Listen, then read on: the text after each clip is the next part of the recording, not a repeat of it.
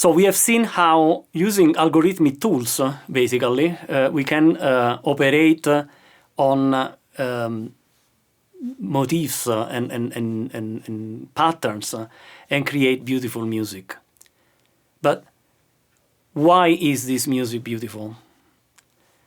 And for this, we need to understand more how pitches relate to each other, and how in this broader framework of the geometry of pitch, this number space of notes and frequencies, what makes a combination sounds good or sounds in a particular way, according to the underlying structure of our musical space, but also our perceptions. And we'll see this in the next unit.